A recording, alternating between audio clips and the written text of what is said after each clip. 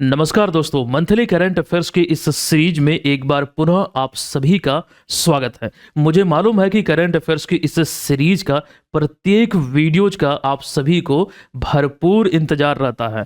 अब यहाँ पर इसी कड़ी को आगे बढ़ाते हुए आज की इस क्लास में हम देखेंगे दिसंबर 2025 से संबंधित प्रश्नों को, जो मूलतः बिहार से ही संबंधित होंगे। यानी कि बिहार करंट अफेयर्स का संग्रह अभी आप देखेंगे और बिहार करंट अफेयर्स की इस मासिक संग्रह का ये 45वां वीडियो आप देख रहे हैं। पिछले 45 मंथ से ये कंटिन्यू हम आपको देते आ रहे हैं। तो आज के क्लास में हम दिसंबर 2025 से संबंधित तमाम चीज़ों की चर्चा करेंगे जो खबरों में रही है, और उससे संबंधित जो रिलेटेड पॉइंट होंगे वो भी हम देखेंगे। यानी कि यहाँ पर कंप्लीट प्रिपरेशन आपकी हो जाएगी। और एक बात ये ध्यान रखिएगा, इससे पिछले मंथ का अगर आपका वीडियो क्लास छूटा हुआ है तो उसे समय निकाल के जरूर देखिएगा। निश्चित तौर पर यहाँ से आपको भरपूर हेल्प मिलेगी। ये करंट अफेयर्स का एक ऐसा संग्रह है जो तमाम चीज़ों को इसमें कवर किया जाता है। दूसरे किसी भी सोर्स पर आपको आश्रित रहने की बिल्कुल जरूरत नहीं है। दोस्तों, अभी आपको एक बात ये बतला दें कि तमाम जो पीडीएफ होते हैं जो आपको मिलता है बीएम ऑनलाइन लर्निंग एप्लीकेशन पे, तो करंट अफेयर्स का एक हमारा विजेता बैच है जो आप यहाँ पर देख रहे हैं, इसी कोर्स में मिलता है। अच्छा, आपको बता दूं कि अभी आपके लिए एक पीडीएफ लॉन्च हुआ है। जनवरी 2025 से दिसंबर 2025 तक का ये वार्षिकांक संस्करण है। यानी कि ये ईयरली एडिशन है बिहार स्पेशल करंट अफेयर्स का, और बड़ी मेहनत से इसे हमने तैयार किया। पूरे साल भर का मेहनत इसमें आपको दिखेगा। और दूसरी बात यह है कि अभी हमने इसको अपडेट किया है। अपडेट कहने का मतलब यहां पर यह है कि कुछ चीजें समय के साथ पुरानी हुई है, जैसे कि नया मंत्रिमंडल जो गठन हुआ, बिहार कैबिनेट का जो गठन हुआ 20 नवंबर को, तो वहां के बाद हमने चीजों को इसमें और भी अच्छे तरीके से पीछे जाके पूरे साल का हमने अपडेट कर दिया है। सिर्फ मंत्रिमंडल ही नहीं, और भी सारी चीजों में आपको बदलाव देखने को मिलेगा। यानी कि जो अपडेटेड डेटा है, तो इसमें किसी भी प्रकार की कोई करेक्शन की जरूरत नहीं है। ये पीडीएफ आपको डाउनलोड करके प्रिंट कर लेना है। 152 पेज है, हिंदी भाषा में आपके लिए उपलब्ध है। इसका लिंक मैं इस वीडियो के डिस्क्रिप्शन में दे रहा हूं, आप नीचे वहां पर आप जाके डाउनलोड कर सकते हैं हमारे वेबसाइट से, या फिर अगर आप चाहें एप्लीकेशन से लेना तो एप्लीकेशन पे यही वो कोर्स है जिसके माध्यम से आप ले सकते हैं। इस कूपन कोड को अप्लाई कीजिएगा और एक नॉमिनल सा चार्ज पर 1 साल की अवधि के लिए आज से आप इसको ज्वाइन कर पाएंगे। आगामी सारे एग्जाम बिहार में जो आयोजित होने वाले हैं वहां पर आपको भरपूर हेल्प मिलेगा। चलिए अब हम सेशन की शुरुआत करते हैं। पूरे सेशन को दोस्तों ध्यान पूर्वक देखिएगा, इससे संबंधित एक प्रश्न हम आपको वीडियो के अंत में पूछेंगे, तो पूरे क्लास को ध्यान से आपको देखना है।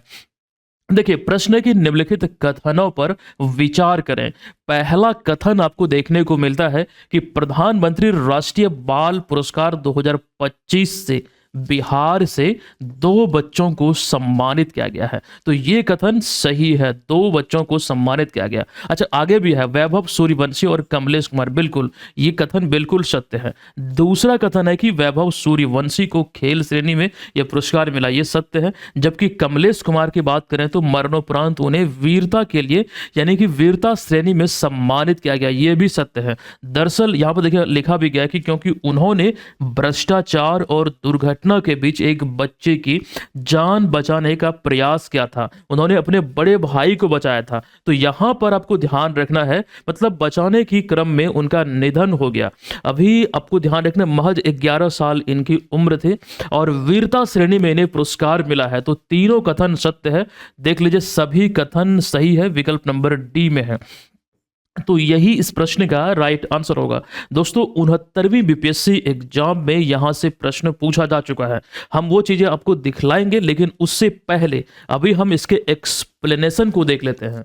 देखिए, प्रत्येक वर्ष प्रधानमंत्री राष्ट्रीय बाल पुरस्कार जो दिया जाता है, ये 5 से 18 साल के बच्चों को दिया जाता है। अभी 26 दिसंबर 2025 को वीर बाल दिवस के अवसर पर नई दिल्ली में 18 राज्यों से 20 बच्चों को सम्मानित किया गया, जिनमें वीरता, सामाजिक सेवा, पर्यावरण, खेल, कला, संस्कृति, विज्ञान, प्रौद्योगिकी आदि क्षेत्र में जो उनकी कम उम्र में जो असाधारण उपलब्धियां हैं उसको को मान्यता देने की दिशा में पुरस्कारों का वितरण हुआ। और 20 पुरस्कार जो दिया गया है, इन 20 पुरस्कारों में से 2 पुरस्कार जो है ये बिहार को मिला है। एक वैभव सूर्यवंशी जो 14 साल के हैं, क्रिकेटर हैं, समस्तीपुर बिहार के, और दूसरा कमलेश कुमार, महज 11 साल इनकी उम्र थी और ये कैमूर के रहने वाले हैं।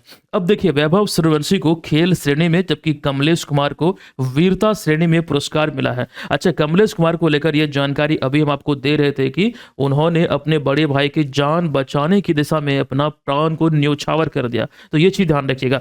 अब इन 20 पुरस्कारों में 2 को मरणोपरांत पुरस्कार मिला है।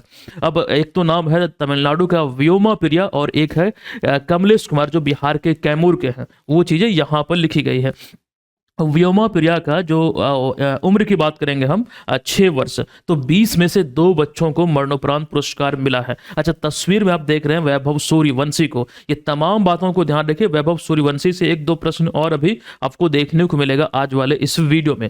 दोस्तों, अब हम आपको लेके चलते हैं जो प्रश्न एग्जाम में जहां से पूछा गया था। यहां देख लीजिए, 2022 में बिहार से धीरज कुमार या फिर धीरज नारायण को वीरता कैटेगरी में और पल साक्षी को सामाजिक सेवा के लिए सम्मानित किया गया था। और यही वाला तो प्रश्न एग्जाम में पूछा गया था। ध्यान आपको रखना यह है कि वीरता कैटेगरी में जो पुरस्कार धीरज नारायण को मिला, इन्होंने अपने छोटे भाई को मगरमच्छ से बचाया था। और उसके बाद पल साक्षी की बात करें तो कोरोना काल में इन्होंने खास करके पीएम केयर्स फंड में अपनी जमा की हुई राशि जो 10,000 राशि थी वो डोनेट किया था। तो एक बच्चे के लिए एक बड़ी बात होती है 10,000 राशि, मतलब जो जमा किया था वो छोटी छोटी राशि को। तो इस उपलब्धि को लेकर या फिर उस मतलब इस दिशा में उन्हें सामाजिक सेवा के लिए सम्मानित किया गया। दोस्तों, 2023 में बिहार को इसमें कोई पुरस्कार नहीं मिला। 2024 में मिला है कला और संस्कृति श्रेणी में मोहम्मद हुसैन को। फिर 2025 में ये पुरस्कार आप लोग जान चुके वैभव सूर्यवंशी और कमलेश कुमार को दिया गया। तो इंपॉर्टेंट है, वीवीआई रखिएगा प्रश्नों को, मतलब इसमें शामिल रखिएगा श्रेणी में, क्योंकि यहां से प्रश्न एग्जाम में बने हैं। ठीक है, चलिए अब हम चलते हैं अगले प्रश्न पे। अगला प्रश्न है, बिहार की राजधानी पटना में पुराने पावर हाउस को पावर म्यूजियम में बदलने की परियोजना के बारे में कौन सा विवरण जो है वो सही है? ये पटना में करबिया में है। अब यहां पर इस संदर्भ में सारे विकल्पों को जब आप देखेंगे, इसमें एक राइट आंसर है विकल्प नंबर सी, या देश का पहला और दुनिया का चौथा ये पावर संग्रहालय है। ये यहां पर आप ध्यान रखिए, ऊर्जा संग्रहालय यानी कि पावर म्यूजियम है। ये भारत का पहला है और दुनिया का चौथा है। इसको अभी हाल ही में एक पावर म्यूजियम में बदलने की जो बात है पुराने पावर हाउस को, वो इसी को लेकर ये अभी खबरों में है। और इसी चीज की जानकारी यहां पर है। ये जगह प्रॉपर याद रखिएगा, कहां पर है? पटना में, तो कर बिघिया में 50 वर्षों से बंद पड़ा हुआ है। और ये पावर हाउस को आधुनिक ऊर्जा संग्रहालय यानी कि पावर म्यूजियम में विकसित किया जाएगा। नीतीश कुमार की अध्यक्षता में, अभी देखिए एक शब्द हमने प्रयोग किया है, नवनिर्वाचित मुख्यमंत्री नीतीश कुमार की अध्यक्षता में हुई हालिया बैठक में इस परियोजना को एक प्रकार से हरी झंडी दी गई। और इसके साथ ही एक प्रश्न ये अराइज हो जाता है, यह देश का पहला और दुनिया का चौथा पावर म्यूजियम होगा जो ऊर्जा उत्पादन और इतिहास को प्रदर्शित करेगा। मतलब यहां पर एक प्रकार से म्यूजियम यानी कि संग्रहालय, तो लोग यहां पर आएंगे, वहां से भी रेवेन्यू सरकार को जनरेट होगा। अब देखिए, इस संग्रहालय का जो उद्देश्य है, ये शैक्षिक पर्यटन, ऊर्जा जागरूकता और विज्ञान तकनीक के क्षेत्र में छात्रों और जनता को एक प्रकार से आकर्षित करना है। तो ये चीज ध्यान रखिए, मतलब यहाँ पर लोग जाएंगे, देखेंगे, मतलब एक प्रकार से पर्यटन स्थल के रूप में ये विकसित हो जाएगा। मतलब संग्रहालय उसी दृष्टिकोण से आप देख सकते हैं।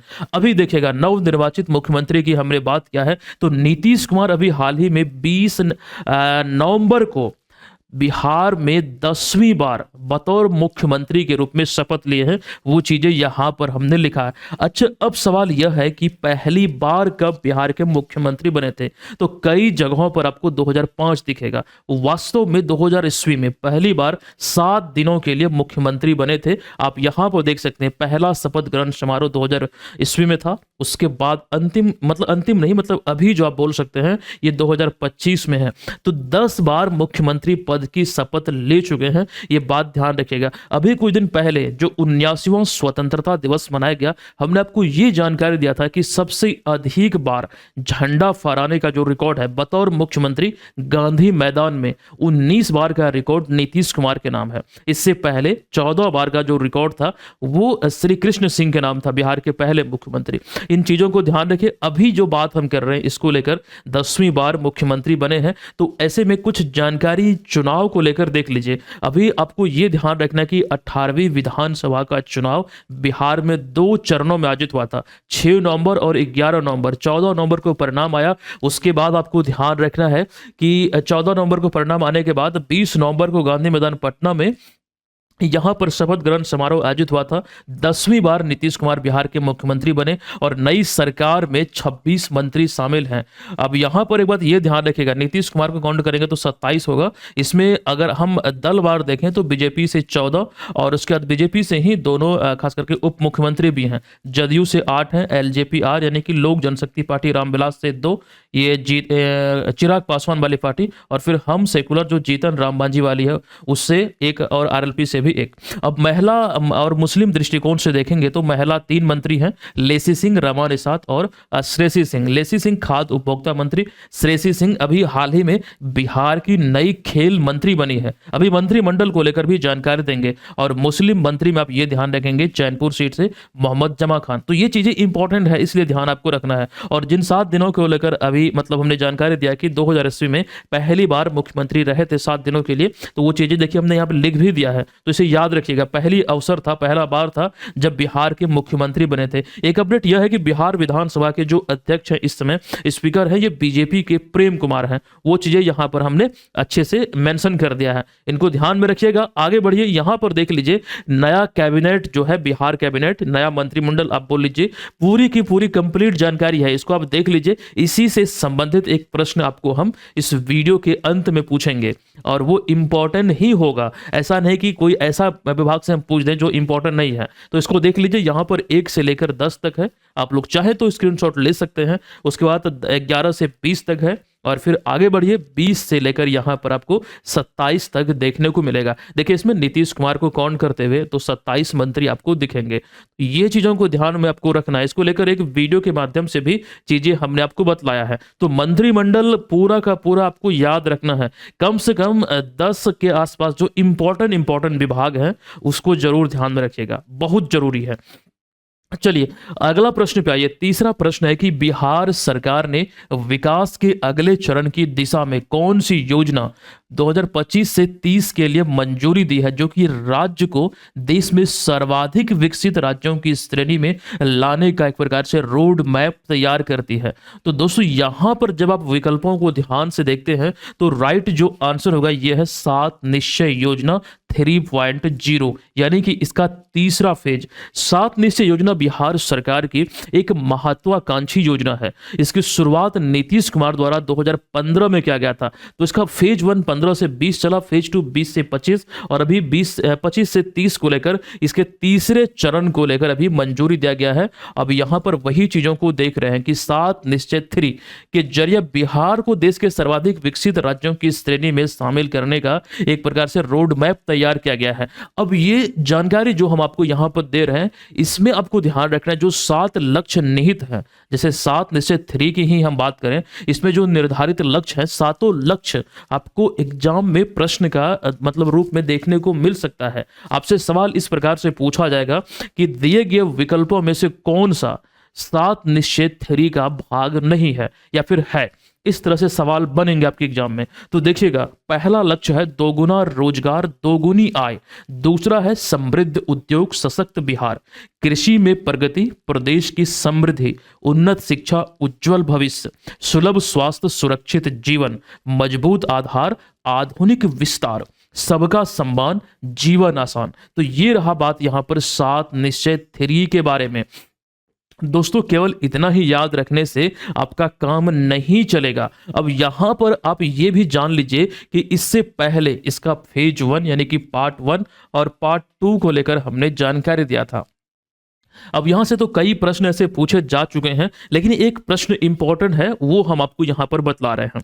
जैसे कि 2025 में पिछले साल बिहार का 113वां स्थापना दिवस मनाया गया और 113वें स्थापना दिवस का थीम था उन्नत बिहार विकसित बिहार। लेकिन इससे पिछले साल 2024 में बिहार दिवस का कोई थीम नहीं था।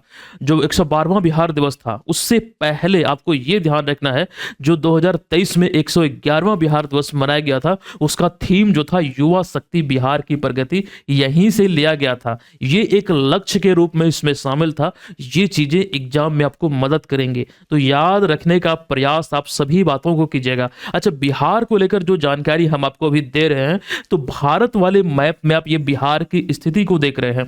बिहार की भौगोलिक स्थिति अगर आपसे पूछे या फिर चौहद्दी आपसे पूछे तो उत्तर में कौन है? ये उत्तर है, ये दक्षिण है, तो उत्तर में नेपाल, दक्षिण में झारखंड और इधर पूर्व पड़ता है, मतलब ईस्ट।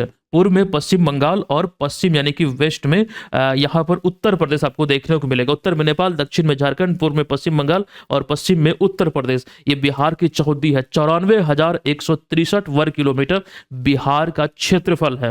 और जब 15 नवंबर 2000 ईस्वी को झारखंड अलग हुआ था बिहार से, तो संपूर्ण जो भूभाग था, सम्मिलित जो प्रांत था बिहार झारखंड, 44% क्षेत्रफल के साथ झारखंड राज्य अस्तित्व में आया था।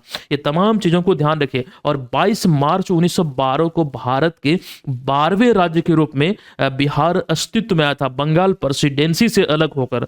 तमाम चीजों को ध्यान रखिए। और 2026 में बिहार का 114वां स्थापना दिवस मनाया जाएगा 22 मार्च को। ये आपको याद रखना है। चले आइए यहाँ पर अगले प्रश्न पे। हमारा अगला चौथा प्रश्न है सरस मेला से संबंधित। बिहार सरस मेला 2025 की मुख्य थीम क्या है, जिसका उद्देश्य ग्रामीण महिलाओं को सशक्त बनाना और उनके उत्पादन को राष्ट्रीय पहचान दिलाना है? देखिए, इस प्रश्न का यहाँ पर जो राइट आंसर है, जो विषय पूछा गया है, यहाँ पर देख लीजिए ये कौन सा होगा। ये विकल्प नंबर डी यहाँ पर करेक्ट होगा। आत्मनिर्भर बिहार की झलक, हुनरमंद हाथों से सजता बिहार, ये इसका निर्धारित थीम है। ये आपको ध्यान रखना है, दोनों के दोनों। बिहार सरस मेला का जो आयोजन है 12 से लेकर 28 दिसंबर 2025 तक गांधी मैदान में किया गया। ये एक वार्षिक आयोजन है बिहार सरस मेला। इसका अगर हम आयोजन की बात करें तो ग्रामीण विकास विभाग द्वारा हर वर्ष किया जाता है। 2025 में जो इसका थीम है, ये आत्मनिर्भर बिहार की झलक और हुनरमंद हाथों से सजता बिहार, ये इसका थीम है। दोस्तों, इसके उद्देश्य की बात करें, जो मूल उद्देश्य है बिहार सरस मेला का, इसमें ग्रामीण महिलाओं, विशेषकर जीविका दीदियों को सशक्त बनाना, स्वरोजगार को बढ़ावा देना और उनके उत्पादों को राष्ट्रीय स्तर पर पहचान दिलाना। महिला सशक्तिकरण की दिशा में एक बड़ा प्रयास है। इस चीज को ध्यान रखिएगा। जीविका दीदियों को स्वरोजगार, मतलब जो उनका स्वरोजगार है उनको बढ़ावा देना, उनके उत्पादों को राष्ट्रीय स्तर पर लाने की दिशा में एक प्रकार से पहल है और इसी दिशा में ये आयोजन होता है। और यहाँ पर गुणवत्तापूर्ण हस्तनिर्मित उत्पाद, पारंपरिक व्यंजन, लोक कला और ग्रामीण उद्यमिता को प्रदर्शित किया जाता है। दोस्तों, चूंकि जीविका की बात हो रही है, तो जीविका की जो शुरुआत है वो वर्ष 2006-07 वित्तीय वर्ष में हुआ था। वो विश्व बैंक की सहायता से हुआ था। विकल्पों के आधार पर सही आंसर चुनिएगा। अधिकतर केस में 2006 ही आपको देखने को मिलेगा राइट आंसर, क्योंकि कई बार होता है कि कई स्रोत में आपको 2007 भी दिखता है, लेकिन अगर ऑथेंटिक अगर आंसर की बात करें, सही में वास्तव में 2006 होगा, इसलिए हमने 2006 लिखा। कई स्रोत ऐसे हैं जहां पर 7 भी आपको देखने को मिल सकता है। अब यहां पर ध्यान रखिए, बीपीएससी प्रीलिम्स 2018 में ये प्रश्न पूछा गया है। अभी जीविका की बात हो रही है, तो जीविका से संबंधित वैसे प्रश्न जो एग्जाम में अब तक पूछे जा चुके हैं उसको देख लीजिएगा। एग्जाम में पूछे हुए प्रश्न है ये सभी, और घुमा फिरा के पूछा गया है। ये पूरी की पूरी जानकारी आप यहां पर देख सकते हैं कि बिहार में जीविका परियोजना किस वर्ष शुरू हुई थी, जीविका किस प्रकार की योजना है, जीविका परियोजना का संचालन किस संस्था द्वारा किया जाता है, बिहार सरकार द्वारा संचालित जीविका योजना का मुख्य उद्देश्य क्या है, जीविका योजना में किनके माध्यम से ग्रामीण महिलाएं जोड़ी जाती है। तो ये तमाम चीजें जो प्रश्न के रूप में आप देख रहे हैं पूछा हुआ है। जीविका की बात हो रही है तो अभी कुछ समय पहले जीविका बैंक के गठन को लेकर बिहार सरकार ने फैसला दिया था। अब इसको यहाँ पर देख लीजिए, अभी गांधी मैदान पटना में जो झांकी निकाली गई 79वें स्वतंत्रता दिवस के अवसर पर, इसमें आपको ध्यान रखना है कि प्रथम 3 विभाग की झांकी तो यहाँ पर ऊपर में ही आप देख रहे हैं, हमने मेंशन कर दिया है। ये शिक्षा विभाग, गृह विभाग और कृषि विभाग की झांकी जो यहाँ पर आपको देखने को मिल रहा है। लेकिन जो हम जीविका बैंक की बात कर रहे थे, यहाँ पर देखिएगा ग्रामीण विकास विभाग की जो झांकी थी वो किस थीम पर थे, तो जीविका के महिला बैंक आत्मनिर्भर सशक्त नारी समृद्ध बिहार की तैयारी, इस थीम पर थे। तो ये चीज ध्यान रखिएगा, ये महिला बैंक के गठन को लेकर यानी कि जीविका के संदर्भ में, जीविका महिला बैंक के गठन के संदर्भ में जानकारी हमने कुछ समय पहले आपको दिया था जब सरकार ने इसको लेकर घोषणा किया था। क्लियर है? अब आ जाइए अगले प्रश्न पे। आईआईटी पटना में हाल ही में स्थापित बिहार का पहला सुपर कंप्यूटर कौन सा है और यह किस मिशन का हिस्सा है? दोस्तों, इस सुपर कंप्यूटर का नाम है परम रुद्र और यह राष्ट्रीय सुपर कंप्यूटिंग मिशन यानी कि एनएसएम का हिस्सा है। अब यहां पर यही वो तस्वीर को देख रहे हैं, आपको ध्यान रखना आईआईटी पटना में 26 दिसंबर 2025 को यह बिहार का पहला सुपर कंप्यूटर परम रुद्र स्थापित किया गया जो राष्ट्रीय सुपर कंप्यूटिंग मिशन का हिस्सा है। अब ये आने से जो मतलब उपलब्धि हासिल हुई है, इसमें देखिए शोध कार्य में तेजी आएगा, गणना बहुत फास्ट होता है तो इससे शोध कार्य यानी कि रिसर्च और तकनीक आदि में बहुत यहां पर हेल्प मिलेगा, ये चीज ध्यान रखिएगा। अब इसकी क्षमता की बात करें तो 838 टेराफ्लॉप्स यानी कि यहां पर इसका अर्थ ये हुआ कि 838 टेराफ्लॉप्स क्षमता वाला सुपर कंप्यूटर है, अर्थात कि 1 सेकेंड में 838 ट्रिलियन गणना करने में यह सक्षम है। ये इसकी एक क्षमता है, मत समझ लीजिए कितना ये तेज होगा, कितना ये फास्ट काम करेगा। और इसमें 180 high performance compute nodes, GPU और हाई मेमोरी नोड्स आदि शामिल है इसकी विशेषताओं में, जो इसको इतनी मजबूती प्रदान करता है, सुपर कंप्यूटर जो इसको वास्तव में बनाता है। ये चीजें क्लियर है। अब यहां पर ध्यान रखिएगा, एनएसएम मिशन की बात करें तो आधिकारिक आंकड़ों के अनुसार देश में इस समय 37 सुपर कंप्यूटर मिशन संचालित है या फिर स्थापित है इस मिशन के तहत। दोस्तों, एक जानकारी हमने कुछ समय पहले आपको दिया था कि बिहार ने वर्ष 2024 में अपना पहला खुद से तैयार पहला सुपर कंप्यूटर परम बुद्ध नाम से लॉन्च किया था, जिसे कि बिहार में ही तैयार किया गया था पटना के सीडेक केंद्र द्वारा। इस बात को ध्यान रखिए, बिहार ने खुद से इसे तैयार किया था, लेकिन ये एनएसएम मिशन के तहत तैयार ये बिहार का पहला सुपर कंप्यूटर है। आई होप दोनों में डिफरेंस आप समझ रहे हैं। कंप्यूटर का जनक एक इंपॉर्टेंट प्रश्न है, पहले कई बार एग्जाम में पूछा गया है।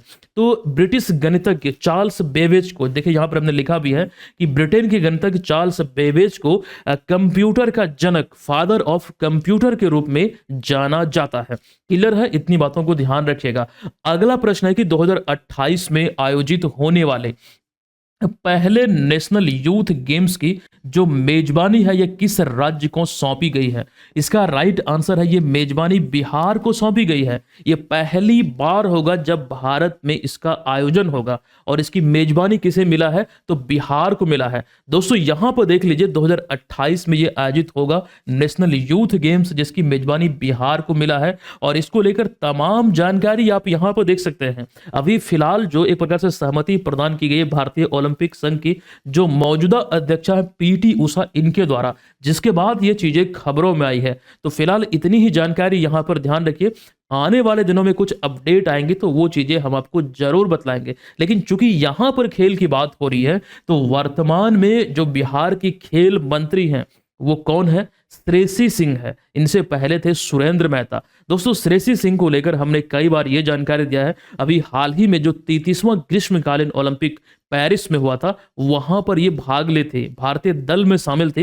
हालांकि कोई मेडल नहीं जीत पाए लेकिन शामिल थे, इस बात को ध्यान रखें। लेकिन इनकी प्रमुख उपलब्धि में एक सबसे बड़ा उपलब्धि यह है कि श्रेयसी सिंह ने वर्ष 2018 का जो कॉमनवेल्थ गेम्स था, जो राष्ट्रमंडल देशों का जो खेल होता, राष्ट्रमंडल खेल, वहां पर इन्होंने गोल्ड मेडल हासिल कर देश को गौरवान्वित किया था, देश और बिहार राज्य को। तो ये चीज़ें यहाँ पर आप लोग ध्यान रखिएगा। ये बात हम कर रहे हैं नेशनल यूथ गेम्स की। लेकिन दोस्तों, खेलो इंडिया कार्यक्रम का आपने नाम सुना है? ये शुरुआत हुई थी खेलो इंडिया कार्यक्रम की वर्ष 2017 में, भारत की खेल भावना को बढ़ावा देने के उद्देश्य से 2017 में। इसी के तहत अभी हाल ही में खेलो इंडिया यूथ गेम्स का आयोजन हुआ है बिहार में 4 से लेकर 15 मई 2025 तक। ये इसका 7वां संस्करण है। कौन सा? तो 7वां। यहां से ऑलरेडी एग्जाम में प्रश्न पूछा गया है। देखिए, खेलो इंडिया कार्यक्रम के तहत खेलो इंडिया यूनिवर्सिटी गेम, खेलो इंडिया स्कूल गेम, खेलो इंडिया बीच गेम, खेलो इंडिया यूथ गेम और भी कई सारे गेम हैं जो आयोजित होते हैं। लेकिन अभी हम देख रहे हैं खेलो इंडिया यूथ गेम्स जो बिहार की मेजबानी में आयोजित हुआ। क्योंकि यहां पर अभी हमने क्या देखा, नेशनल यूथ गेम्स, तो इसी संदर्भ में लगे हाथों इसकी भी हम चर्चा कर लेते हैं। इससे संबंधित तथ्यों को देख सकते हैं कि 4 से 15 मई तक ये बिहार के 5 शहरों पटना, नालंदा, गया, बेगूसराय तथा भागलपुर में आयोजित हुआ। देखिए, यहां पर आपको ध्यान रखना, ये इसका 7वां संस्करण था और इसका थीम सॉन्ग था खेल के रंग बिहार के संग। और इसका शुभंकर जो है गज सिंह, जो आप यहां पर देख रहे हैं। गज सिंह में 2 शब्द है, गज यानी कि हाथी, सिंह मतलब शेर। हाथी की शक्ति और शेर के दिल का प्रतीक है। और आपको ये ध्यान रखना है दोस्तों, पाल वंश के ये अभिलेखीय विरासत से लिया गया है, वहीं से ये प्रेरित है। जो विशेष रूप से ये मंदिरों में उकेरा जाता था स्तंभों आदि पर, यहां पर वो चीजें हमने लिखा भी है। तो ये जो शुभंकर है गज सिंह, ये पाल वंश के अभिलेखीय विरासत से ही लिया गया है। एक प्रकार से आप बोल सकते हैं वहीं से ये प्रेरित है। इतना क्लियर है। और ये जो देख रहे हैं इस खेल का ये लोगो है जिसमें भगवान बुद्ध को दर्शाया गया है। चलिए यहां पर आगे बढ़िए, कुछ जानकारी और। जैसे प्रतियोगिता में 36 पदक के साथ बिहार 15वें स्थान पर रहा। लेकिन टॉप पोजीशन की बात करें तो इसमें महाराष्ट्र पहले, हरियाणा दूसरे और राजस्थान तीसरे स्थान पर रहा। और खेलो इंडिया कार्यक्रम को लेकर जो जानकारी दे रहे थे 2017 में शुरू हुई थी, वो चीज़ें यहाँ पर लिखी गई है। देखिए, यहाँ पर आगे आपको बिहार ने जो 36 पदक जीता है उसकी कंप्लीट इन्फॉर्मेशन है। जो 36 पदक खेलों में मिला है उन्हें, ये तमाम जानकारी है। दोस्तों, हमने एक बार ये आपको बोला था थांग टा के बारे में। ये सभी खेल लगभग आप लोग जानते हैं, लेकिन थांग टा क्या है, जिसमें कि बिहार ने 2 गोल्ड जीता है। तो थांग टा जो है ये मणिपुर की पारंपरिक मार्शल आर्ट है। ये ध्यान आपको रखना है। मणिपुर की एक पारंपरिक मार्शल आर्ट है थांग टा, जिसमें कि 2 गोल्ड मेडल बिहार ने इस प्रतियोगिता में जीता। इतना क्लियर है। चलिए आइए अगले प्रश्न पे। लेकिन उससे पहले बिहार में जो अभी हम इस प्रतियोगिता की बात कर रहे हैं, इससे पहले भी कई सारी खेल प्रतियोगिता आयोजित हुई है। वर्ष 2025 में बिहार में जितनी खेल प्रतियोगिता आयोजित हुई है राष्ट्रीय स्तर की, वो इतिहास में कभी नहीं हुई है। पीछे इतिहास के पन्नों को आप पलट लीजिए, उससे ज्यादा, मतलब इस साल 2025 से ज्यादा जो पिछला साल गुजरा है उससे ज्यादा किसी वर्ष नहीं हुआ है। बड़ी बड़ी खेल इवेंट यहां पर आयोजित हुए हैं। तो ये तमाम चीजें खेल प्रतियोगिता को लेकर जरूर पढ़िएगा, जरूर याद रखिएगा। हमने तमाम चीजें आपको पढ़ाया हुआ है और पीडीएफ में वो चीजें आपको मिल जाएगा। जो ईयरली वाला अभी हाल ही में लॉन्च हुआ है उसको सभी को डाउनलोड करना है। अच्छा, एक अपडेट आप सबको दे दें। आप लोगों के मन में कंफ्यूजन होता है कि सर हम विजेता बैच लिए हुए हैं तो क्या हमें अलग से इसको लेना पड़ेगा? नहीं, आपके कोर्स में अगर करंट अफेयर्स मिल रहा है, करंट अफेयर्स का ये कोर्स है तो मिलेगा ही। तो इसी में आपको ईयरली करंट अफेयर्स सेक्शन में जाना है। कंटेंट सेक्शन में जाइए, वहां पर ईयरली करंट अफेयर्स में जाइए, 2025 में आपको वो पीडीएफ दिखेगा, तो वहां से आप डाउनलोड कर सकते हैं। अच्छा, यही वो प्रश्न है बीपीएससी फील्ड असिस्टेंट वाले एग्जाम में पूछा गया था कि 7वां खेलो इंडिया यूथ गेम्स की जो आयोजन है वो किन शहरों में किया गया। तो ये प्रश्न पूछा जा चुका है, उसी का कटिंग आप यहां पर देख रहे हैं। क्लियर है। चलिए हम आगे बढ़ते हैं, चलते हैं अगले प्रश्न पे। देखिए, अगला प्रश्न है राजगीर कन्वेंशन सेंटर में 21 से 25 दिसंबर 2025 तक आयोजित नालंदा साहित्य महोत्सव 2025 का उद्घाटन कब और किसने किया, जिसमें साहित्य, विज्ञान, संस्कृति और कला का संगम प्रस्तुत किया गया। दोस्तों, 21 से लेकर 25 तारीख तक ये आयोजित हुआ है। तो 21 दिसंबर को इसका उद्घाटन राज्यपाल जो है बिहार के आरिफ मोहम्मद खान के द्वारा किया गया। ये चीज ध्यान रखिए, मौजूदा राज्यपाल बिहार के हैं आरिफ मोहम्मद खान। इन्हीं के द्वारा अभी हाल ही में राजगीर कन्वेंशन सेंटर में नालंदा साहित्य महोत्सव का उद्घाटन किया गया। ये आपको ध्यान रखना है, ये इसका पहला संस्करण है, तो यहां से एग्जाम में प्रश्न बनना स्वाभाविक है। उद्घाटन को लेकर यहां पर जानकारी है, तो फिलहाल इतनी बातें यहां पर इंपॉर्टेंट हो जाती है। ये बात हम कर रहे हैं पहले संस्करण का नालंदा साहित्य महोत्सव 2025 की। इतना ध्यान रखिए। चलिए आइए अगले प्रश्न पे। निम्नलिखित में से किनकी कप्तानी में झारखंड पहली बार, देखिए झारखंड पहली बार सैयद मुश्ताक अली ट्रॉफी, जो इसका 18वां संस्करण है, खिताब अपने नाम किया है। दोस्तों सैयद मुश्ताक अली ट्रॉफी जो संबंधित है वो क्रिकेट से संबंधित है। जब आप विकल्पों को देखेंगे तो आप अंदाजा लगा पाएंगे कि हाँ वाकई में यहां से हिंट आप ले सकते हैं कि ये क्रिकेट से ही संबंधित है। अगर किन्हीं को नहीं मालूम है तो विकल्पों को देखिएगा, क्योंकि कई बार ऐसा होता है किसी खिलाड़ी को लेकर पूछ लिया जाता है उनका संबंध किस खेल से है, तो उस आधार पर थोड़ा आपको दिमाग लगाना पड़ेगा। जैसे यहां पर सैयद मुश्ताक अली ट्रॉफी को ईशान किशन की कप्तानी में अभी झारखंड ने हरियाणा को हराकर पहली बार इस खिताब को अपने नाम किया है। दोस्तों ये बड़ी उपलब्धि है। अभी यहां पर बिहार करंट अफेयर्स में इसलिए हम आपको जानकारी दे रहे हैं कि ये बिहार के ही लाल हैं, ईशान किशन पटना के रहने वाले हैं, और ऐसे में यहां पर वो जानकारी देख सकते हैं 69 रन से अभी हाल ही में पहली बार हरियाणा को हराते हुए खिताब को अपने नाम किया है। किसने? तो झारखंड ने। और ईशान किशन इस जीत के हीरो रहे, ऐसे पहले कप्तान बने जिन्होंने फाइनल मुकाबले में शतक ठोक दिया और एक धुआंधार पारी थी 101 रनों की, ये ध्यान रखिएगा, लगभग 200 के स्ट्राइक रेट से। और ईशान फाइनल में शतक बनाने वाले पहले कप्तान बने सैयद मुश्ताक अली ट्रॉफी के इतिहास में। दोस्तों सैयद मुश्ताक अली ट्रॉफी भारत का राष्ट्रीय T20 क्रिकेट टूर्नामेंट है जिसे BCCI द्वारा आयोजित किया जाता है। इसकी शुरुआत 6-7 सत्र से हुई थी। तमिलनाडु जो टीम है ये 3 खिताबों के साथ सबसे सफल टीम है मुश्ताक अली ट्रॉफी का, सैयद मुश्ताक अली ट्रॉफी का। उसके बाद अन्य टीमें आती हैं। अब इसमें नाम जुड़ चुका है झारखंड का, जो एक बार 2025 में इस खिताब को अपने नाम किया है। ये पहली बार है। क्लियर है? इतना ध्यान रखिएगा। अब यहां पर कुछ जानकारी और हम आपको देंगे, जैसे कि अगर आप देखिए ईशान किशन ने कड़ी मेहनत से अपने आप को इस मुकाम तक लाया और बिहार का नाम रोशन किया, तभी तो कहते हैं एक बिहारी सब पे भारी। अभी जिस प्रकार से इंटरनेशनल क्रिकेट में, अच्छा इंटरनेशनल तो नहीं, यहाँ पर घरेलू क्रिकेट में वैभव सूर्यवंशी जिस प्रकार से तहलका मचाए हुए हैं, वो आने वाले दिनों में एक बड़ा चेहरा, बड़ा नाम बनेगा क्रिकेट की दुनिया में। ये चीज जरूर ध्यान रखिएगा। तो उसी दिशा में मेहनत का फल उन्हें मिला है। उसी दिशा में ये ध्यान रखिए आप लोग भी अगर BPSC AEDO एग्जाम की प्रिपरेशन में लगे हैं तो टेस्ट सीरीज का कंप्लीट कवरेज आपको मिल रहा है। इस साल ये संकल्प ले लीजिए कि जो एग्जाम है इसे हर हाल में आपको क्वालिफाई करना है। दोस्तों ये तभी पॉसिबल है जब चीजों का बेहतर तरीके से प्रिपेयर करेंगे, जब चीजों को अच्छी तरीके से परखेंगे, तो अपनी तैयारी का सही मूल्यांकन की दिशा में आप इसको जरूर ज्वाइन कीजिए। तीनों पेपर का यहां पर फुल लेंथ टेस्ट आपको मिल रहा है, पेपर 1, 2 और 3 का। ये तमाम हमने अच्छी तरीके से व्यवस्था एप्लीकेशन पे किया है। उसके बाद प्रैक्टिस के लिए 120 सेट हम आपको दे रहे हैं यहां पर सब्जेक्ट वाइज। और करंट अफेयर्स का जो मंथली संग्रह होता है जो रेडी टू प्रिंट है, आपको इसी मिलता है महज 299 रुपये में आप इसे प्राप्त कर पाएंगे। इसके अतिरिक्त 72वीं BPSC का भी एक कोर्स है, आप लेना चाहें तो ले सकते हैं। इसमें एक प्लस पॉइंट यह है कि विजेता बैच आपको इसमें एडिशनल मिल जाएगा। विजेता बैच का जितना भी कंटेंट है वो सारा इसमें मिल जाएगा, अलग से विजेता बैच लेने की जरूरत नहीं है। अब आइए अगले प्रश्न पे।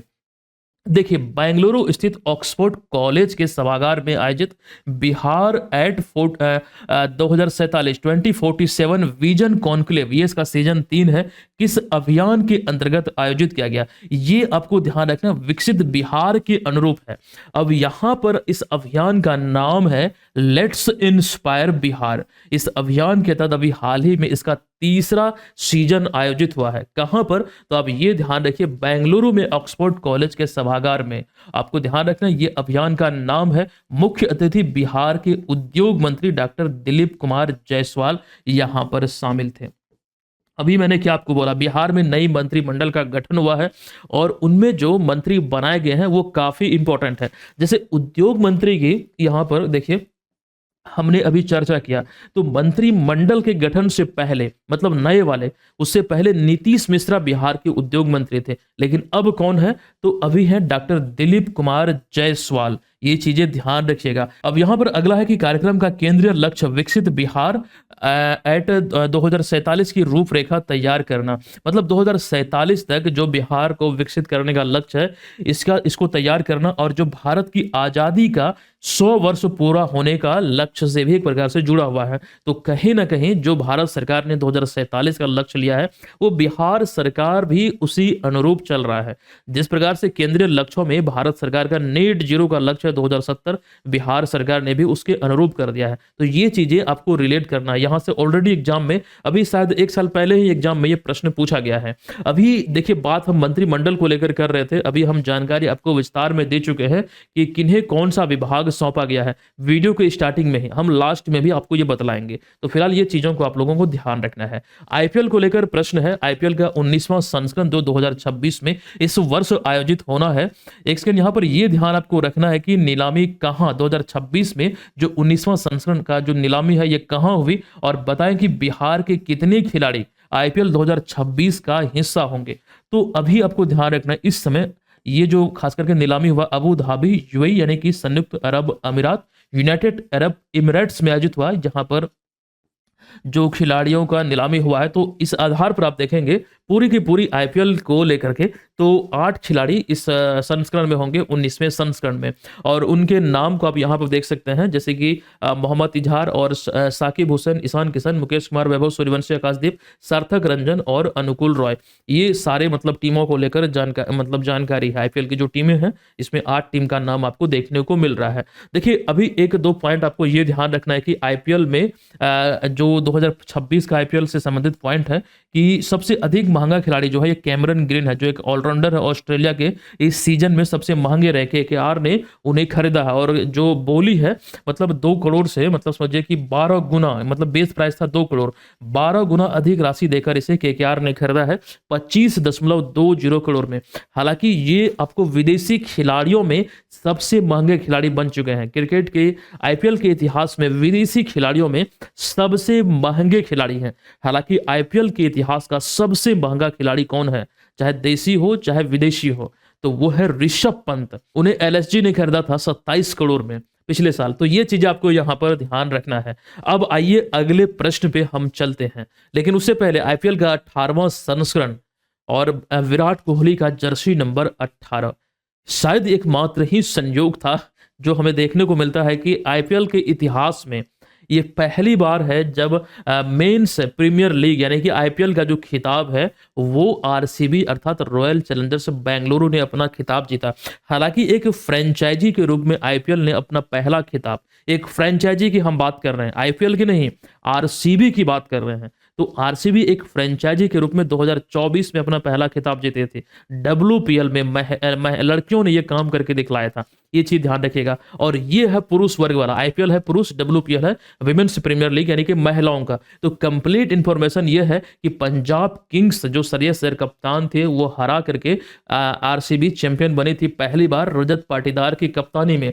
और तमाम जानकारी यहां पर आपको देखने को मिलता है। इसी में याद रखिएगा सबसे महंगे खिलाड़ी थे ऋषभ पंत, एलएसजी 27 करोड़ में से खरीदा था, जो कि एक प्रकार से आप बोल सकते हैं मेरी नजर में तो यहां पर ये फ्लॉप साबित हुए थे।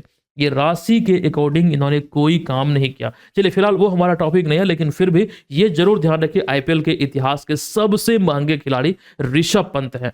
दोस्तों अगला प्रश्न है, अंतरराष्ट्रीय पर्यटक स्थल राजगीर में आयोजित 3 दिवसीय राजगीर महोत्सव 2025 का आयोजन किस उद्देश्य से किया गया। अभी देखिए हमने चर्चा क्या था इस वाले पॉइंट पे, देखिएगा यहां पर एक प्रश्न अभी थोड़ी देर पहले आया था, हाँ, नालंदा साहित्य महोत्सव। लेकिन अभी जो हम बात कर रहे हैं ये राजगीर महोत्सव है, ये यहां पर ध्यान देने योग्य बात है। राजगीर महोत्सव 2025 का जो आयोजन है किस उद्देश्य से हुआ, तो उद्देश्य में विकल्प नंबर सी यानी कि बिहार की सांस्कृतिक विरासत और पर्यटन को बढ़ावा देना, ये इसका मूल उद्देश्य है जिसको लेकर अभी हाल ही में ये आयोजित हुआ है। क्लियर है? आइए इसके एक्सप्लेनेशन को देखिए। 2025 में राजगीर महोत्सव 19 से लेकर 21 दिसंबर 19, 20 और 21 यानी कि 3 दिवसीय आयोजन था, नालंदा जिले में राजगीर में आयोजित हुआ। बिहार पर्यटन विभाग और नालंदा जिला प्रशासन के सहयोग से उद्घाटन किनके द्वारा किया गया, तो ग्रामीण विकास एवं परिवहन मंत्री श्रवण कुमार और पर्यटन मंत्री अरुण शंकर प्रसाद के द्वारा। ये चीज ध्यान रखिए दोस्तों, राजगीर एक अंतर्राष्ट्रीय पर्यटन स्थल है बिहार में, जो ऐतिहासिक रूप से कई मायनों में इंपॉर्टेंट है। जैसे कि अगर विशेष रूप से आप देखते हैं तो बौद्ध धर्म और जैन धर्म के विरासत के लिए एक प्रकार से पूरी दुनिया में प्रसिद्ध है। अब यहाँ पर ये जो महोत्सव आयोजित हुआ है, इनसे जुड़ी हुई तमाम बातें जो यहाँ पर आपको दिख रही, जरूर ध्यान रखिएगा। इसी महोत्सव के दौरान आपको ध्यान रखना है कि पर्यटन विभाग का स्मारिका का भी विमोचन किया गया। एक प्रकार की ये पुस्तिका है जिसमें जो हम आयोजन राजगीर महोत्सव की बात कर रहे हैं, उसकी कंप्लीट रूपरेखा, कंप्लीट जानकारी इस पत्रिका में थी। मतलब इसे स्मारिका कहा गया, मतलब जाता है। इसका विमोचन अभी हाल ही में किया गया है, ये चीज ध्यान रखिए। अभी हाल ही में पर्यटन मंत्रालय की एक रिपोर्ट आई थी, इसके आधार पर आपको ध्यान रखना कि बिहार में 2000, यहाँ पे देखिए इस साल नहीं बल्कि यहां पर आप लोग ऐड कर लीजिएगा 2025 में 7.37 लाख विदेशी पर्यटक पहुंचे हैं।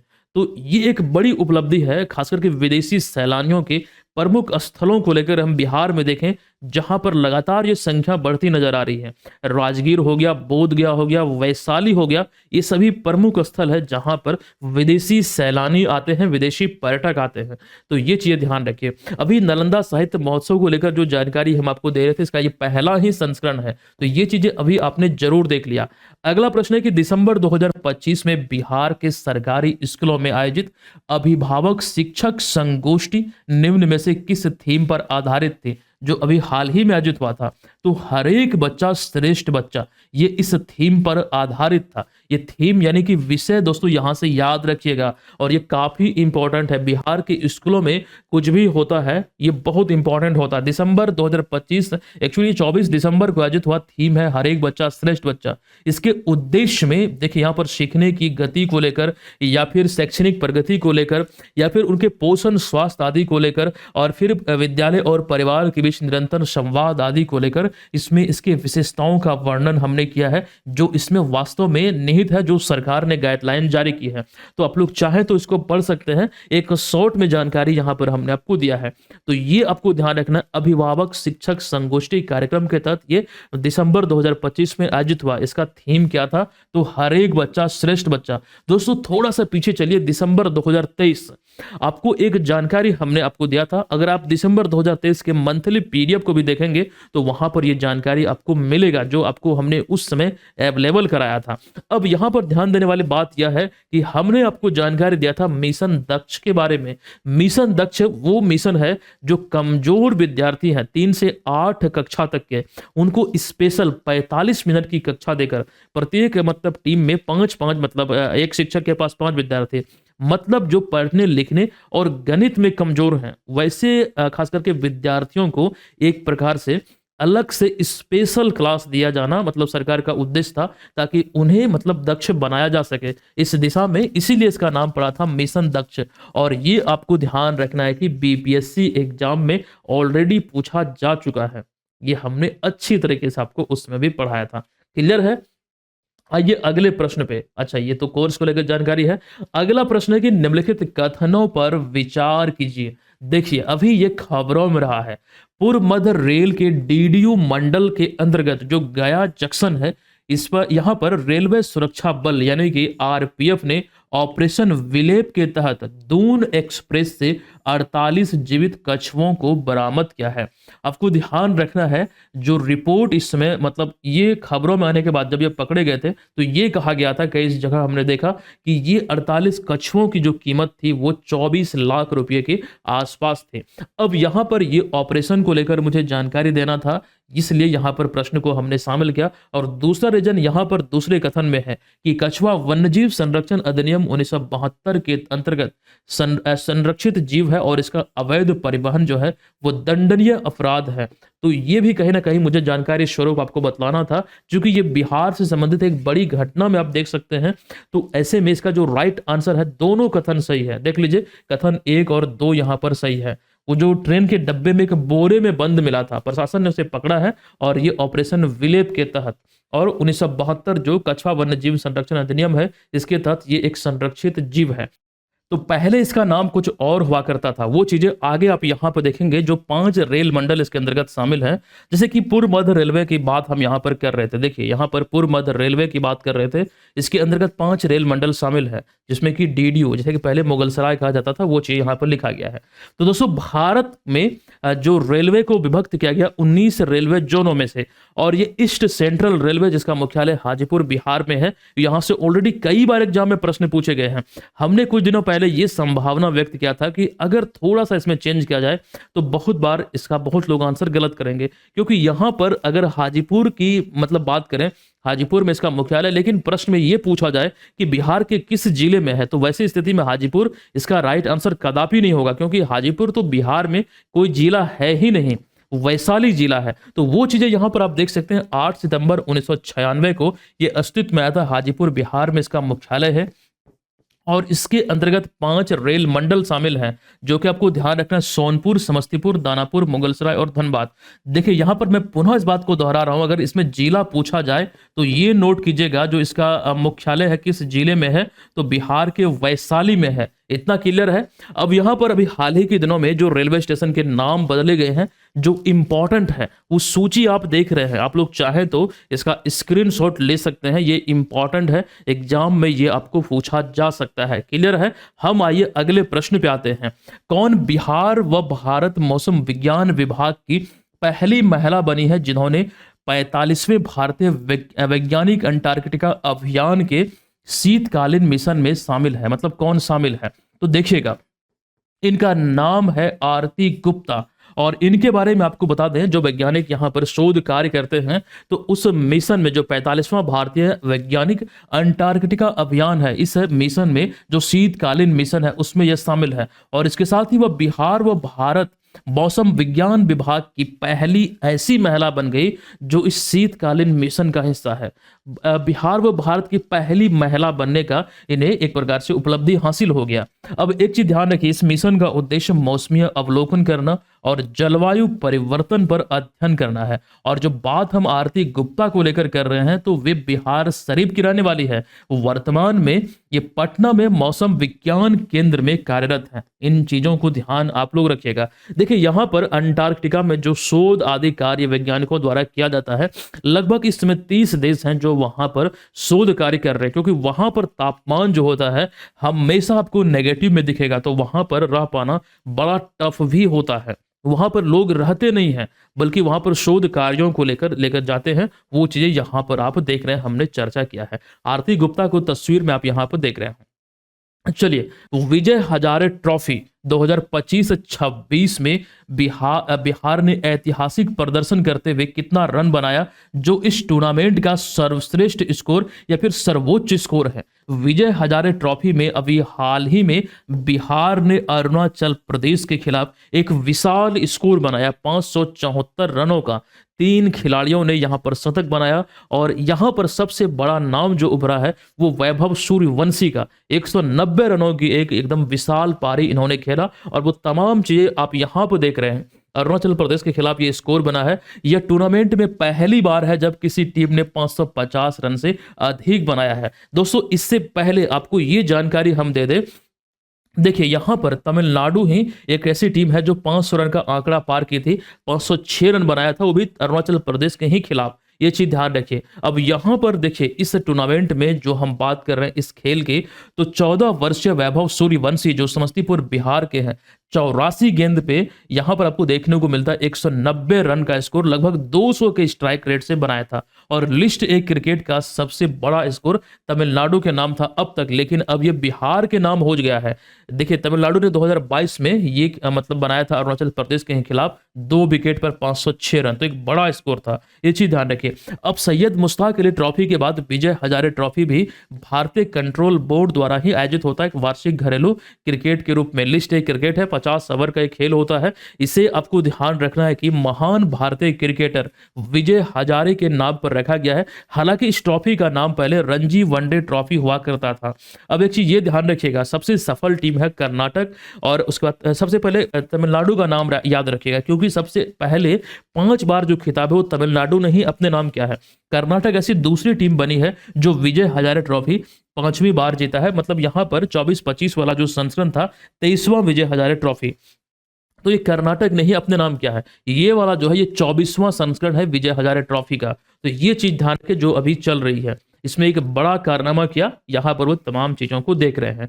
दोस्तों आगे बढ़ते हैं। अब यहां पर एक जानकारी, हमने एक वीडियो के माध्यम से एक नया सीरीज स्टार्ट हुआ है करंट अफेयर्स को लेकर, किसी टॉपिक को लेकर के कम समय में संबंधित सारी जानकारी हम आपको देते हैं। आप उसे देख सकते हैं, रेगुलर फॉलो कर सकते हैं। अभी हालिया जो क्रिकेट प्रतियोगिता है आयोजित भी, उसको लेकर जानकारी हमने आपको दिया है। आइए एक नजर इसको हम देखने का प्रयास करते हैं। अंडर 19 एशिया कप का जो खिताब है, ये आपको ध्यान रखना है, मेंस कैटेगरी में भारत को हराकर पाकिस्तान ने अपने नाम किया। आईसीसी महिला क्रिकेट विश्व कप का जो खिताब है, ये भारत ने दक्षिण अफ्रीका को हरा के अपने नाम किया। सैयद मुश्ताक अली ट्रॉफी की हम बात करें तो इस खिताब को झारखंड ने हरियाणा को हराकर पहली बार अपने नाम किया, और ये वाला 2026 में आयोजित होगा। चलिए आइए अगले प्रश्न पे। अच्छा, यहां पर सैयद मुश्ताक अली ट्रॉफी को लेकर वही सारी जानकारी है, आप लोग देखना चाहें तो देख सकते हैं, मैं इसे स्किप कर रहा हूं, मैं चल रहा हूं अगले प्रश्न पे। राज्य स्तरीय युवा उत्सव 2025 में खगड़िया जिले के कबेला गांव के दीपक कुमार ने पेंटिंग, विशेष रूप से मधुबनी पेंटिंग में पूरे राज्य में प्रथम स्थान प्राप्त किया है। तो ये जो कथन है, जो हमसे पूछा गया कि निम्न कथनों पर विचार करें, तो मेरे विचार में तो ये सही है, क्योंकि ये सही लाइन यहाँ पर लिखा गया है। ये प्रथम पुरस्कार इन्होंने मतलब प्राप्त किया, अव्वल रहे हैं। अब दूसरा कथन है कि यह जो कार्यक्रम है कला एवं संस्कृति विभाग, बिहार सरकार एवं जिला प्रशासन मधुबनी के संयुक्त तत्वाधान में आयोजित किया गया। तो ये भी कथन यहाँ पर सत्य है। देख लीजिए इंस्ट्रक्शन क्या है कि निम्न में से कौन सा कथन जो है वो सत्य है। तो दोनों कथन सत्य है, विकल्प नंबर ए में ही आपको देखने को मिल जाता है, दोनों कथन यहां पर सत्य है। दोस्तों इसी को लेकर यहां पर ये जानकारी हमने दिया है।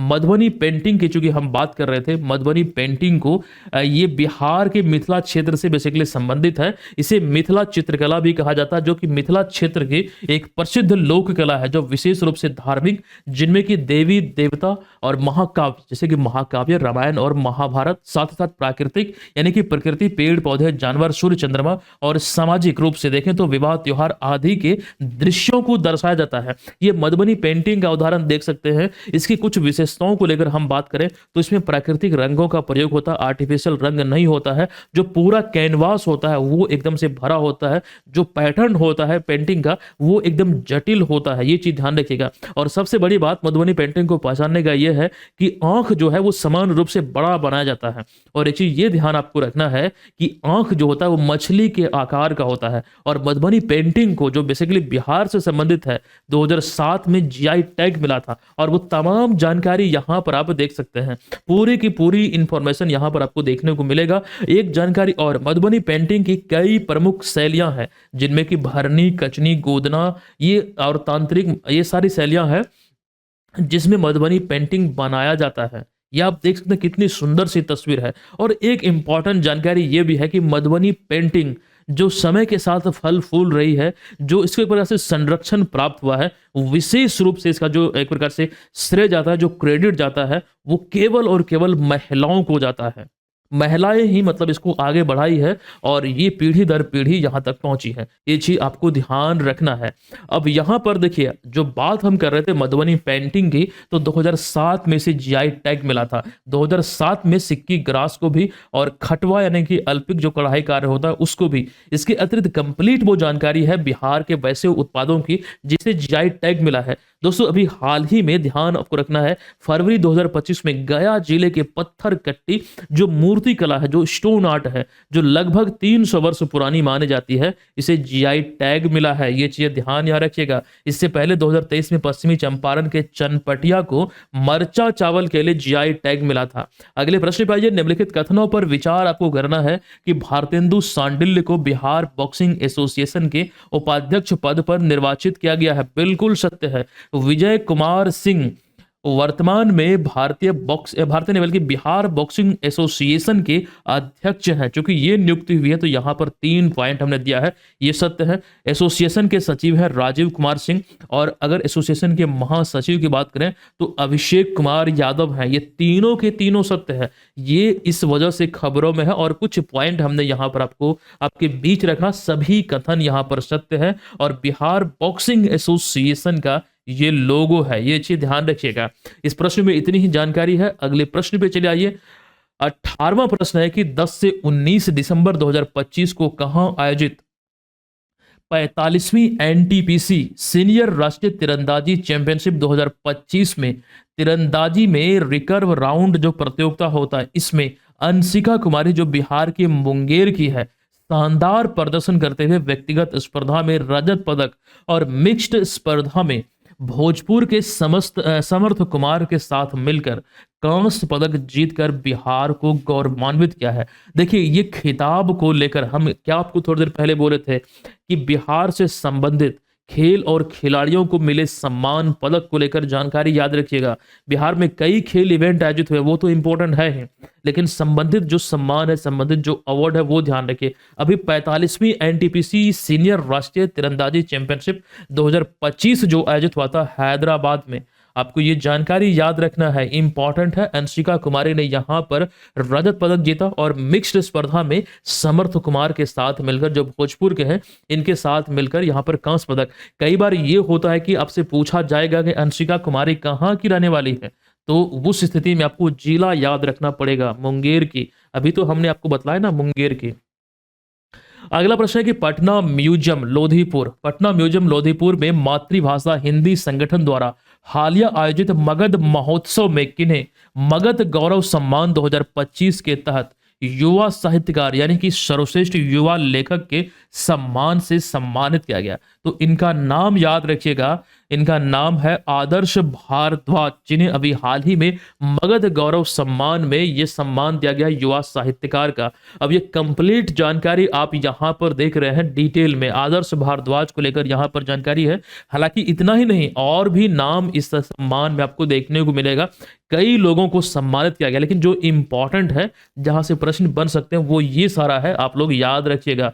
ये मातृभाषा हिंदी संगठन द्वारा आयोजित मगध महोत्सव में मगध गौरव सम्मान के तहत ये विभिन्न कैटेगरियां हैं जिसमें ये सम्मान अभी हाल ही में दिया गया है। दोस्तों, इससे पहले हमने हिंदी सेवी सम्मान के बारे में आपको जानकारी दिया था, जिसमें 12 साहित्यकारों व संस्था को यह सम्मान दिया गया था। इस हिंदी सेवी सम्मान में विभिन्न कैटेगरी होती है। जैसे आपसे पूछा जाएगा 2025 में भिखारी ठाकुर पुरस्कार किसे मिला, तो श्री राम तिवारी को। इसी प्रकार से कई सारी जानकारी है जो आप यहाँ पर देख रहे हैं। एग्जाम पर्पज से ये इंपॉर्टेंट है, सवाल यहां से एराइज हो सकता है आपके एग्जाम में। ये चीजें हमने आपको समय समय पर पढ़ाया हुआ है। अब आइए अगले प्रश्न पे चलते हैं। अगला प्रश्न पे जाने से पहले देखिए, पुरस्कारों की बात हो रही है तो नोबेल पुरस्कार को कैसे आप भूल सकते हैं, क्योंकि यहां से हर बार प्रश्न पूछा गया है। नोबेल पुरस्कार से हर बार किसी ना किसी एग्जाम में प्रश्न बनता ही बनता है, ये चीज ध्यान रखिएगा। नोबेल पुरस्कार 2025 की विजेताओं की जानकारी आप देख सकते हैं। 6 विभागों में 6 क्षेत्रों में ये पुरस्कार दिया जाता है। देखिए, 5 जो विभाग हैं, शांति का नोबेल पुरस्कार को छोड़ करके 6 क्षेत्रों का नोबेल पुरस्कार स्टॉकहोम स्वीडन में दिया जाता है। लेकिन 10 दिसंबर को ही शांति का नोबेल पुरस्कार ये नॉर्वे की राजधानी ओस्लो में दिया जाता है। अब ये चीजें काफी इंपॉर्टेंट है। पिछले साल यहां से एग्जाम में प्रश्न बना है, बिहार में एक एग्जाम में ये पूछा गया था कि शांति का नोबेल पुरस्कार ये 2024 का जो किसे मिला है वो पूछा गया था। तो जापानी संगठन है निहोन हिंडानक्यो, जिसे ये पुरस्कार मिला है। ये चीज ध्यान रखेंगे आप सभी लोग। अच्छा दोस्तों, अब यहाँ पर हम आपको जानकारी देंगे कितने महान हस्ती को अभी तक ये पुरस्कार मिला है। लेकिन उससे पहले बीपीएससी मेंस और प्रीलिम्स एग्जाम को टारगेट करते हुए अगर आप कोई बैच ढूंढ रहे हैं, प्रीलिम्स और मेंस दोनों को लेकर एक ही बैच, तो आप इसको ले सकते हैं। कंप्लीट प्रिपरेशन आपकी हो जाएगी। बीपीएससी मेंस में आपको भरपूर ये मदद करेगा। चलिए अब हम बात करते हैं उसकी, मतलब सूची की। अब तक 9 महान हस्ती का नाम आप देख सकते हैं, रविन्द्रनाथ टैगोर से लेकर अभिजीत बैनर्जी तक। ये आपको ध्यान रखना है, इन्हें नोबेल पुरस्कार मिला है। 9 नोबेल पुरस्कार मिला है भारतीय या फिर भारत से संबंधित व्यक्ति को। देखिए, शांति का नोबेल पुरस्कार भारत को 2 बार मिला है।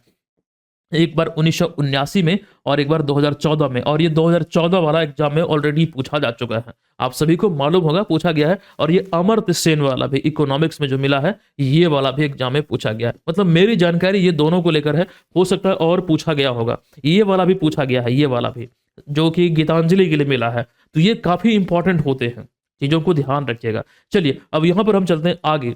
अगला प्रश्न है कि गुरु गोविंद सिंह जयंती और उनके योगदान के संदर्भ में निम्नलिखित कथनों में से कौन सा कथन सही है। गुरु गोविंद सिंह की जो अभी हाल ही में जयंती मनाई गई प्रकाश पर्व के रूप में, उसी संदर्भ में यह प्रश्न अराइज हुआ है। तो गुरु गोविंद सिंह सिख धर्म के 10वें गुरु थे, ये बिल्कुल सत्य है। उन्होंने 1699 ईस्वी में खालसा पंथ की स्थापना की थी, ये भी बिल्कुल सत्य है। उनकी जयंती हर साल 27 दिसंबर को मनाई जाती है, तो ये भी दोस्तों यहां पर सत्य है। अगला हमारा एक पॉइंट जो है कि गुरु गोविंद सिंह ने केवल धार्मिक शिक्षा पर ध्यान दिया, सामाजिक और राजनीतिक योगदान पर नहीं। तो ये असत्य है, क्योंकि उन्होंने धार्मिक शिक्षा के साथ साथ सामाजिक और राजनीतिक योगदान भी दिया। तो ऐसे में यहां पर केवल 1, 2 और 3 जो विकल्प है ये सत्य है। तो विकल्प नंबर कौन सा? तो विकल्प नंबर बी यहां पर इस प्रश्न का राइट आंसर होगा। अच्छा, चीजों को पढ़ने में मजा आ रहा है कि नहीं? बोर फील तो आप लोग नहीं ना कर रहे हैं? क्योंकि ये चीजें बहुत इंपॉर्टेंट है। करंट अफेयर्स में ये तमाम चीजें जो इंपॉर्टेंट है उसका संग्रह आपके बीच हम लेकर आए हैं। वीडियो भले ही लंबा हो रही है, लेकिन ये है इंपॉर्टेंट। अगर आपसे देखते हैं तो किसी दूसरे सोर्स पर आपको जाने की जरूरत नहीं, यहीं से सारा आपका कवर हो जाएगा। तो ये चीज ध्यान रखिए, समय तो देना पड़ेगा ही। देखिए अभी हाल ही में, अच्छा ये तो जानकारी हम आपको एक प्रश्न के रूप में अभी दे रहे थे। यहां पर सिख धर्म की बात हम कर रहे हैं, तो जैसे कि सिख धर्म के 10वें गुरु गुरु गोविंद सिंह, इनका जन्म 22 दिसंबर 1666 को पटना में तख्त श्री हरि मंदिर में हुआ था। वे सिखों के जो 9वें गुरु थे, तेग बहादुर और माता गुजरी, उनके मतलब एकलौते पुत्र थे गुरु गोविंद सिंह। और सिख धर्म की बात हो रही तो सिख धर्म की जो स्थापना है, इसका क्रेडिट जाता है गुरु नानक देव को, जिनके अभी हाल ही में 5 नवंबर 2025 को 556वीं जयंती मनाई गई है। ये प्रकाश उत्सव या फिर गुरु पर्व के रूप में माना जाता है। ये इनके जन्म को लेकर पॉइंट है, जन्म कहां हुआ था। अब एक चीज ध्यान रखें, इन्होंने एक ओंकार का सिद्धांत दिया था, यानी कि गॉड इज वन, अर्थात ईश्वर एक है। इन्होंने ये सिद्धांत दिया था। हालांकि कई धर्मों में ये कहा जाता है ईश्वर एक है, उसके रूप अनेक है। ये चीज ध्यान रखिएगा। चलिए अगला प्रश्न है कि निम्न में से किस राज्य सरकार ने कृषि क्षेत्र में किसानों को बेहतर सेवा देने और धोखाधड़ी रोकने को लेकर वीकली जीरो ऑफिस डे योजना शुरू किया है? तो ये योजना बिहार सरकार की है। देखिएगा, जिला स्तर से ब्लॉक स्तर के जो अधिकारी होते हैं वो उर्वरक व्यापार प्रतिष्ठानों का निरीक्षण करेंगे, ताकि वहां पर जो आपको ध्यान रखना, स्टॉक और बिक्री की जो अनियमितताएं होती है, जो खाद की कालाबाजारी होती है, जो धोखाधड़ी होती है, उसका पर्दाफाश किया जा सके और उन पर कानूनी कार्रवाई की जा सके। इसी को लेकर अभी हाल ही में ये फैसला लिया गया है। और आपको ये ध्यान रखना है कि इसी संदर्भ में सप्ताह में एक दिन जीरो ऑफिस डे होगा, यानी कि उस दिन ऑफिस नहीं जाना है, बल्कि अपने क्षेत्र में जाकर ये देखना है, उसका मुआयना करना है। दोस्तों ये रबी फसलों को लेकर, जो खाद को लेकर कालाबाजारी हो रही है, इसी को रोकने की दिशा में प्रयास है। रबी फसल और खरीफ फसल, ये चीजें अभी हम आपको बतलाएंगे, लेकिन उससे पहले बिहार के कृषि मंत्री, आप ये ध्यान रखिए, नया आपको ध्यान रखना है, अपडेट हो चुका है। कृषि मंत्री हैं राम कृपाल यादव। और ये रबी फसल और खरीफ फसल को लेकर जानकारी है। एक सिंपल शब्दों में अगर बात करें रबी फसल की, तो ठंडे के मौसम में बोई जाती है, खरीफ फसल गर्मी में। ये चीजें आप यहां पर एग्जाम्पल को देख के समझ पाएंगे। गेहूं, जौ, आलू, चना, मसूर, अलसी, मटर और सरसों, ये ठंडे मौसम में बोई जाने वाली फसल है। आपको ध्यान रखना, पकते समय इसमें शुष्क और गर्म वातावरण की थोड़ी बहुत जरूरत होती है। ये रबी फसल। इसके विपरीत खरीफ फसल होता है, जिसमें चावल, ज्वार, बाजरा, मक्का, मूंग, मूंगफली, चना, गन्ना, सोयाबीन और कपास। ये गर्मी में होता है, विशेष रूप से शुष्क वातावरण की इसको आवश्यकता होती है। तो ये चीजें यहाँ पर आप देख सकते हैं। मतलब इसकी उदाहरण में ये चीजें हमने मतलब एक प्रकार से रखा है, क्योंकि कई बार ये एग्जाम में देखने को मिलता है, आपसे पूछा जा सकता है कि इनमें से कौन खरीफ फसल का उदाहरण है। तो अगर ये चीज आपको मालूम होगी तभी तो आप आंसर कर पाएंगे, नहीं तो अगर वहां पर कंफ्यूजन होगा तो आंसर सीधे गलत हो जाएगा। चलिए अगले प्रश्न पे आइए। हाल ही में 28 से 31 दिसंबर 2025 तक गया जी में अखिल भारतीय विद्यार्थी परिषद यानी कि एबीवीपी का 67वां प्रांतीय अधिवेशन आयोजित किया गया। अब इसकी स्थापना किस वर्ष और किस शहर में हुई थी? देखिए, स्थापना 1949 में हुई थी और ये दोस्तों रजिस्ट्रेशन जो हुआ था ये दिल्ली में हुआ था। कई स्रोत में आपको मुंबई दिखेगा, वो सही नहीं है। एबीवीपी की जो स्थापना अखिल भारतीय विद्यार्थी परिषद की, ये 1949 में 1949 में दिल्ली में हुआ था। और इसके बारे में जरूरी जानकारी ये ध्यान रखिएगा, अभी 67वां प्रांतीय अधिवेशन 28 से 31 दिसंबर तक गया जी में किया गया है। और पिछली बार गया 2000 ईस्वी में इसका मतलब मेजबानी किया था, आयोजन यहीं पे हुआ था। अखिल भारतीय विद्यार्थी परिषद ये भारत का एक प्रमुख छात्र संगठन है। दिल्ली में 9 जुलाई 1949 को इसकी स्थापना हुआ था और ये विश्व का सबसे बड़ा, एक प्रकार से आप बोल सकते हैं, छात्र संगठन है जो राष्ट्रीय स्वसेवक संघ यानी कि आरएसएस से संबद्ध है। इसका उद्देश्य क्या है? तो दोस्तों, शिक्षा के क्षेत्र में रचनात्मक कार्य, छात्र हित और राष्ट्र निर्माण के लक्ष्यों को मतलब इसके साथ कार्य करना, मतलब इन क्षेत्रों पर मतलब ये उद्देश्य को लेकर ये चलती है, मतलब ये इसका उद्देश्य है। अब एक चीज, इसकी विचारधारा को लेकर आप देखेंगे चीजों को, तो हिंदुत्व राष्ट्रवादी विचारधारा से जुड़ा हुआ, जो कि अलगाववाद, आतंकवाद और भ्रष्टाचार के खिलाफ संघर्ष करता है। तो यहां पर जो हमने जानकारी दिया अखिल भारतीय विद्यार्थी परिषद को लेकर, इतनी जानकारी मेरे नजर में सफिशिएंट है। बिहार ने इसकी मतलब बिहार में मेजबानी हुआ, तो ये चीज ध्यान रखिए। और गया को लेकर एक बात इंपॉर्टेंट ये है कि गया शहर का नाम बदलकर अब गया जी कर दिया गया ऑफिशियली। और दूसरा बात, अभी हम आपको बतला रहे थे कि 300 वर्ष पुरानी जो पत्थर कट्टी कला है, जो मूर्ति कला है, जो स्टोन आर्ट है, उसे जीआई टैग मिला है, वो गया से ही संबंधित है। क्लियर है? अब आइए अगले प्रश्न पे। अगला है कि बिहार में भारतीय जनता पार्टी के नए राज्य अध्यक्ष, आप इसे प्रदेश अध्यक्ष भी बोल सकते हैं, के रूप में किसे नियुक्त किया गया, जो दरभंगा से 6 बार विधायक रह चुके हैं?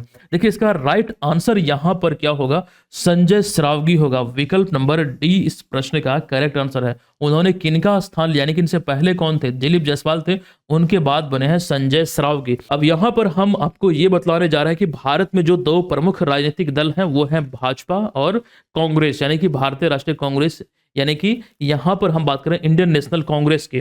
दोस्तों, दोनों प्रमुख राजनीतिक दल की स्थापना को लेकर हम बात करें, जैसे कि भारतीय जनता पार्टी की स्थापना 6 अप्रैल 1980 को हुई थी। प्रथम अध्यक्ष थे अटल बिहारी वाजपेयी। अभी हाल ही में 45वां स्थापना दिवस इसका मनाया गया है। और वहीं पर अगर हम बात करें भारतीय राष्ट्रीय कांग्रेस की, स्थापना 28 दिसंबर 1885 को हुई थी। प्रथम अध्यक्ष व्योमेश चंद्र बनर्जी। अभी हाल ही में 140वीं स्थापना दिवस इसका मनाया गया है। तो तमाम चीजें आप यहां पर ध्यान रखेंगे, इंपॉर्टेंट है। ये 2 प्रमुख राजनीतिक दल हैं भारत के। और दोस्तों, एक जानकारी और, बिहार में भी जो 18वीं विधानसभा चुनाव आयोजित हुआ था, भारतीय जनता पार्टी एक बड़ी पार्टी के रूप में यहां से उभरी है। 89 सीटों पर ये जीत दर्ज की है। देख लीजिए, यहां पर लिखा भी गया है। इसको थोड़ा डिटेल में समझने का प्रयास कीजिएगा, वो तमाम जानकारी यहां पर हमने दिया है। और परिणाम स्वरूप यहां पर देख लीजिए कितने सीटों पर मतलब लड़के कौन सी पार्टी इसमें मतलब सबसे अधिक सीट हासिल की है, वो पूरी की पूरी जानकारी आपको यहां पर देखने को मिल जाएगा। और साथ ही साथ हमने विभागों के बंटवारा आदि को लेकर भी जानकारी दिया था। 10वीं बार मुख्यमंत्री बने थे नीतीश कुमार और ये मंत्रिमंडल रहा, आप यहां पर सभी को देख रहे हैं। दोस्तों, यहां पर एक सवाल आपसे हम पूछ रहे हैं, आपको कमेंट बॉक्स में बताना है कि वर्तमान में बिहार के जो वित्त मंत्री हैं इस समय कौन हैं? कमेंट बॉक्स में अभी लिखिए कि मौजूदा समय में बिहार के जो वित्त मंत्री हैं वो कौन है। और ये पीडीएफ को लेकर जो हम आपको जानकारी दे रहे थे, अभी इस पीडीएफ को आप सभी को डाउनलोड करना है। इस पीडीएफ का जो चार्ज है वो 89 रुपये है, महज 89 रुपये में आप इसे प्राप्त कर पाएंगे, केवल और केवल 89 रुपये में। लेकिन अगर आप बीएम ऑनलाइन लर्निंग एप्लीकेशन पे ये कोर्स लेते हैं करंट अफेयर्स का, तो आपको इसे अलग से नहीं लेना है। मतलब ये पीडीएफ को अलग से नहीं लेना, आपको इसी कोर्स पे मिल जाएगा। तो ये पीडीएफ इतना इंपॉर्टेंट है, मेरे पूरे साल का हमारे मतलब ये संग्रह है, मतलब हमने मेहनत जो किया वो आपको इसमें दिखेगा। और इसमें एक खास बात यह है कि बिहार जीके का जो बिहार समान अध्ययन होता है उसका 5 प्रैक्टिस सेट भी आपको मिल जाएगा। तैयारी बेहतरीन तरीके से आपकी हो जाएगी। इसको अभी जाके डाउनलोड करना आप सभी को। चलिए, ये मेंस का करंट अफेयर्स का कोर्स है, आप लोग लेना चाहें तो इसमें प्रीलिम्स का भी मटेरियल अतिरिक्त रूप से आपको मिल जाता है। और बीपीएससी एईडीओ का टेस्ट सीरीज और 72वीं बीपीएससी का कोर्स, ये तमाम चीजें आपकी तैयारी को बेहतर बनाएगा। जिस भी एग्जाम की प्रिपरेशन में लगे हैं आप ले सकते हैं। दोस्तों, ये वीडियो आपको कैसा लगा और जो प्रश्न हमने आपसे पूछा है कि वित्त मुख्यमंत्री बिहार के इस समय कौन है? तमाम चीजें कमेंट बॉक्स में लिखिएगा। मिलते हैं नेक्स्ट क्लास में, तब तक के लिए धन्यवाद। जय हिंद।